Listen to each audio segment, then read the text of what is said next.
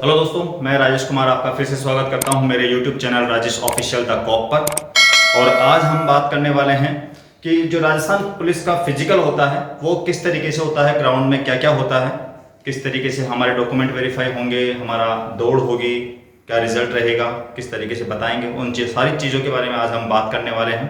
तो वीडियो पर अंत तक बने रहें। तो दोस्तों, सबसे पहले इसके अंदर जो होता है वो आता है आपका एडमिट कार्ड।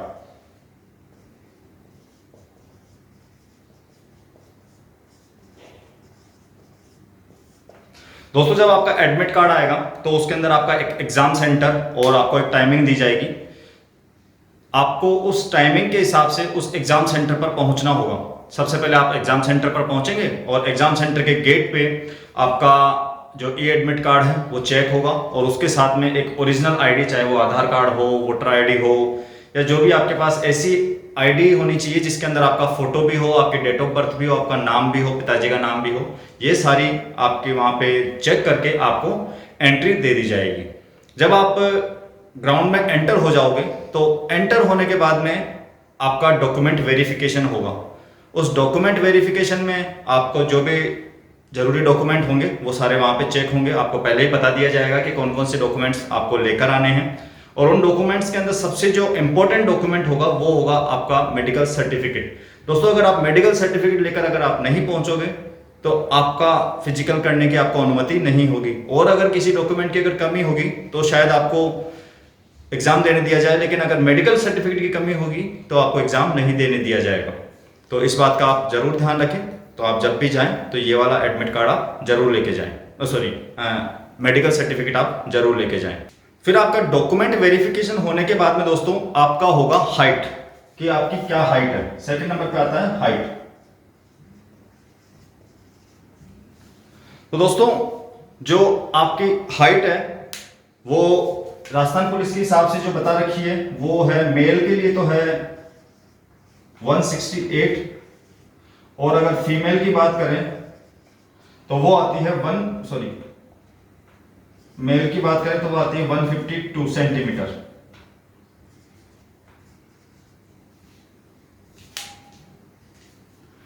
ये हाइट राजस्थान पुलिस ने जो है डिसाइड कर रखी है या फिक्स कर रखी है कि इस हाइट का जो भी नौजवान रहेगा या लड़के लड़कियां जो भी रहेंगे वो राजस्थान पुलिस के लिए एलिजिबल है। तो आपकी सेकंड नंबर पे क्या होगा, आपकी हाइट होगी। हाइट मैंने बताई थी इतनी हाइट आपकी होनी चाहिए इस एग्जाम में पार्टिसिपेट करने के लिए। उसके बाद में हाइट के साथ साथ ही आपका क्या हो जाएगा, वेट भी वहीं हो जाएगा। उसी जो आप पे आपकी हाइट होगी उसके नीचे ही वेट मशीन होती है, वहां पर आपकी वेट भी माप लिया जाएगा। उसके बाद में हाइट के बाद में आता है दोस्तों चेस्ट। आपके चेस्ट का मेजरमेंट होगा। जो राजस्थान पुलिस का जो चेस्ट है, जितना बता रखा है कि कितना होना चाहिए, वो बता रखा है 81 से लेके 86 सेंटीमीटर तक। मतलब मिनिमम 81 सेंटीमीटर आपका जो चेस्ट है उसकी माप होनी चाहिए। और एक्सपेंड करने के बाद में, यानी फुलाने के बाद में जब आप सांस लेंगे तो आपका 5 सेंटीमीटर का सीना फूल जाना चाहिए। तो आप एलिजिबल होंगे राजस्थान पुलिस के लिए। वैसे अगर किसी का थोड़ा बहुत कम भी रहता है तो वहां पे लगभग लगभग पास कर देते हैं, ऐसी कोई बात नहीं है। लेकिन चेस्ट में वैसे कम ही निकाला जाता है। लेकिन अगर फिर भी आप अपनी तैयारी पूरी रखें तो आपको चेस्ट 5 सेंटीमीटर आपको फूलना ही चाहिए।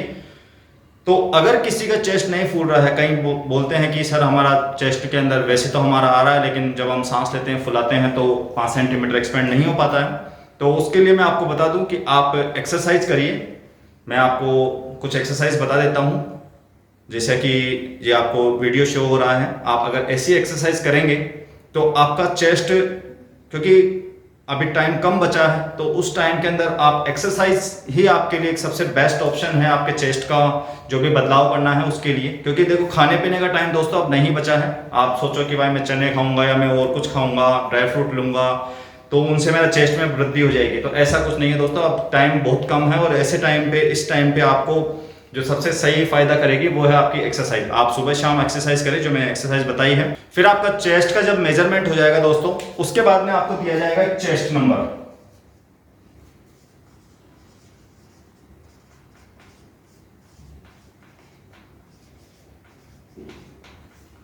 वो आपका चेस्ट नंबर भी हो सकता है, सीरियल नंबर भी हो सकता है। जो आपको आपका मेजरमेंट होने जब आपका सारे कंप्लीट हो जाएंगे, डॉक्यूमेंट, चेस्ट, हाइट सब हो जाएगा, उसके बाद में आपको एक चेस्ट नंबर दिया जाएगा। उसके बाद में चेस्ट नंबर देने के बाद में आपको क्या होगा कि जो ये राजस्थान पुलिस की दौड़ होती है वो एक ग्रुप में होती है। अब वो डिपेंड करता है कि सेंटर के हिसाब से वो 30 का ग्रुप बनाते हैं, 50 का बनाते हैं, 25 का बनाते हैं।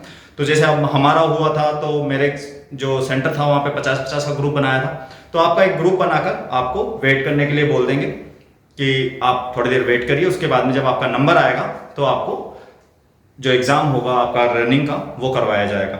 तो फिर उसके बाद में तो आप वेट करेंगे। वेट करने के बाद में जब आपका नंबर आएगा तो नंबर आने के बाद में क्या किया जाएगा दोस्तों, आपके पैर के अंदर एक इलेक्ट्रिक चिप बांधी जाएगी, जो कि आप जितने राउंड लगाओगे, जितने आप रनिंग करोगे वो उसको मेजरमेंट करेगी।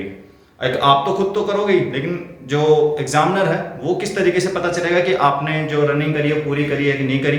तो उसको मापने के लिए एक इलेक्ट्रिक चिप आपके पैर के अंदर बांध दी जाती है। और जब आप रनिंग ट्रैक पे आते हो तो रनिंग ट्रैक पे आने के बाद में आपकी चिप को और आपके चेस्ट नंबर को दोनों को स्कैन किया जाता है, दोनों को मतलब मैच किया जाता है। और स्कैन करने के बाद में आप अपनी रनिंग स्टार्ट करते हैं। और रनिंग स्टार्ट करने के बाद में क्या होता है दोस्तों, मैं आपको बताता हूं कि आपको किस तरीके से रनिंग स्टार्ट करनी है, क्या प्रोसीजर होता है वहां पे। तो दौड़ का जो प्रोसीजर होता है दोस्तों, उसके अंदर जो आपकी रनिंग होगी वो एक गोल सर्किल के अंदर होगी, एक गोल राउंड होगा, इसके अंदर आपकी रनिंग होगी। ये मैं सारा अपना खुद का एक्सपीरियंस बता रहा हूं।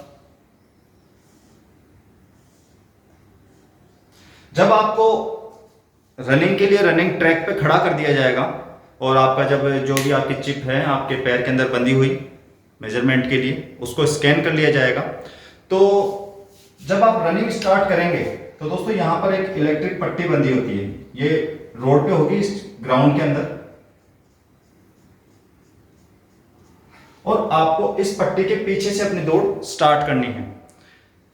उस स्टार्ट करने के बाद में जैसे ही आप इस पट्टी के ऊपर आपका पैर रखोगे, दोनों पे जो आपकी वो है इलेक्ट्रिक चिप वो दोनों पे लगी होगी, तो आप जैसे ही इस इलेक्ट्रिक पट्टी पे आप पैर रखोगे तो आपकी चिप क्या होगी, एक्टिवेट हो जाएगी। और एक्टिवेट होने के बाद में आप जितने राउंड लगाओगे उस चिप के अंदर ऑटोमेटिक ही गिनती होती रहेगी। आपने 1 राउंड लगाया है, आपने 2 राउंड लगाया है, आपने 3 राउंड लगाया है। लेकिन दोस्तों वो गिनती तब होगी जब आप यहाँ पे एक बार पैर रखने के बाद जब दूसरी बार रखोगे तब 1 राउंड कंप्लीट होगा। इसी तरीके से आपको हर राउंड के अंदर एक बार इसके ऊपर पैर रख के जाना है, चाहे कोई सा पैर रखो, राइट रखो या लेफ्ट रखो। अगर आपने इस पे पैर रखे बगैर ही अगर आप इसको लांग कर चले गए तो वो वाला राउंड आपका काउंट नहीं होगा। फिर आप बोलोगे कि मैंने तो 13 राउंड मेरे टाइम पे थे, उस हिसाब से बता रहा हूँ दोस्तों कि मैंने तो पूरे मेरे 13 राउंड कंप्लीट कर लिए हैं और फिर भी मैं फेल हो गया। तो इन सब चीज़ों से बचने के लिए जो भी वहाँ पर एग्जामिनर होंगे उस टाइम पे अधिकारी बैठे होंगे, कांस्टेबल भी होंगे, तो वो जो भी इंस्ट्रक्शंस दे आपको वो आपको अच्छी तरीके से सुननी है। आपको इस पे पैर रखने के लिए बोला जाएगा तो आप इसके ऊपर पैर रख के ही दौड़े। और आपका टाइम जो स्टार्ट होगा वो आपके पैर रखने के बाद में ही होगा।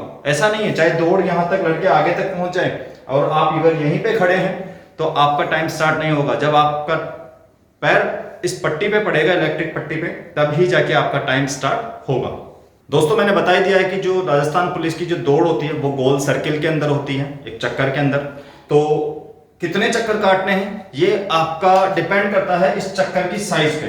तो जब आप एग्जाम दोगे वहां पे जाओगे तो आपको बता दिया जाएगा कि आपको 4 चक्कर लगाने हैं, 5 चक्कर लगाने हैं, 10 चक्कर लगाने हैं। जैसे मैं एग्जाम दिया था जयपुर के अंदर तो मेरे को 13 चक्कर लगाने पड़े थे। वो आपका जो भी गोला है उसकी साइज पे डिपेंड करता है वो कितना बड़ा है। अगर 1 किलोमीटर का होगा तो आपको 5 चक्कर में है आपका जो दौड़ पूरी हो जाएगी। छोटा होगा 500 मीटर का होगा तो आपको 10 चक्कर लगाने पड़ेंगे। इसी तरीके से वो आपको बता दिया जाएगा। फिर उसके बाद में दोस्तों जैसे ही आपकी दौड़ पूरी हो जाएगी, हो सकता है आप पहले भी कर ले दौड़ टाइम से पहले, तो जो टाइम स्टार्ट होगा तो जैसे ही वो 25 मिनट पूरे हो जाएंगे उसके बाद में उस ग्रुप की दौड़ को बंद कर दिया जाएगा। ठीक है, वो दौड़ पूरी होने के बाद में आपका उसी वक्त साथ के साथ ही आपको आपका रिजल्ट सुना दिया जाएगा कि आप फेल होते हो, पास होते हो, आपके राउंड पूरे हैं नहीं हैं। तो जो पास हो जाएंगे उनको उनका एक प्रमाण पत्र दिया जाता है, जो मैं आपको बता रहा हूँ, जो मेरे को मिला था मेरा प्रमाण पत्र वो कुछ इस तरीके का होता है। तो वो प्रमाण पत्र आपको एक मिल जाएगा कि आप फिजिकल पास कर चुके हो और आप आपका जो एग्जाम है वो आप दे पाएंगे आगे का। और जो फेल होते हैं उनका अगर कोई ऑब्जेक्शन होता है कि सर मैंने तो मेरे 13 राउंड कंप्लीट कर लिए, या जो भी राउंड बताए थे 5 राउंड 10 राउंड वो मैंने कंप्लीट किए, लेकिन फिर भी मैं फेल हो गया, या कुछ टाइम से फेल हो जाते हैं, हो सकता है कि उसने टाइम के अंदर वो उसको लगता होगा कि हाँ मैंने तो टाइम में कर लिया, लेकिन वो कोई हो सकता है 1 सेकंड से फेल हो गया हो, 5 सेकंड से फेल हो गया हो। तो दोस्तों ये मेरा खुद का एक्सपीरियंस है। जब मैंने दौड़ की थी तो कम से कम मेरे सामने कई लड़के ऐसे थे जिन्होंने राउंड गिनने में गलती करी और वो उस वजह से रह गए। कई लड़के 5-5 सेकंड से भी इसके अंदर एग्जाम में फेल हो गए थे, क्योंकि राउंड की गलती तो तब होती है जब, मैंने आपको पहले बताया था कि जब यहां से रनिंग स्टार्ट होती है और यहीं रनिंग स्टार्ट होते ही जो एक राउंड गिन लेता है उसके राउंड हमेशा एक कम आएगा। क्योंकि आपको राउंड गिनना कब है, एक राउंड आपको तब गिनना है जब आप यहां से स्टार्ट करके पूरा एक चक्कर लगा के यहां आ जाएंगे और इसको क्रॉस कर लेंगे, तब जाके आपको एक राउंड गिनना है। अगर आपने स्टार्टिंग करते ही एक राउंड गिन लिया तो आपका एक राउंड कम ही आना है, फिर आप 13 बताए जाएंगे तो आप 12 राउंड दौड़ोगे, 10 बताए जाएंगे तो आप 9 ही राउंड दौड़ोगे। तो इस चीज़ का आपको बहुत अच्छी तरीके से ध्यान रखना है, आपको गिनती नहीं भूलनी है। उसके लिए आप जो भी तरीका अपनाना चाहें, चाहे आप लिख सकते हैं हाथ पे या कुछ भी, आप जैसे भी गिनती करें वो आप गिन सकते हैं। आपके राउंड आपको जरूर गिनने हैं। उसके बाद में जो टाइम का है दोस्तों, कि कहीं लास्ट राउंड के अंदर अपना थोड़ा मनोबल टूट जाता है या फिर उनकी एनर्जी डाउन हो जाती है, तो आपको जब लग रहा है कि मैंने 13 राउंड कंप्लीट कर लिए हैं, तो आपको अपनी एनर्जी जितनी भी है वो आपकी पूरी एक साथ झोंक देनी है, क्योंकि वही एक लास्ट टाइम है आपको इस नौकरी में आने का। क्योंकि दोस्तों मेरे साथ जब मैं एग्जाम देने गया था तो 5-5 सेकंड से लड़के फेल हो गए थे और वो 5 सेकंड उनको बहुत बहुत भारी पड़ी। तो दोस्तों आपके साथ ऐसा ना हो, तो आप इन बातों को ध्यान में रखें और दौड़ करने जाएं। तो जितनी भी बातें मैंने आपको बताई है उन सारी बातों को ध्यान में रखकर और जो आपका सपना है उसको ध्यान में रखकर आप दौड़े। आपको दुआ है कि आप जरूर पास होंगे और जल्दी ही आप एक गवर्नमेंट जॉब के अंदर शामिल होंगे। तो दोस्तों ये थी राजस्थान पुलिस के फिजिकल की ग्राउंड के लिए क्या क्या आपको जानकारी होनी चाहिए वो बातें।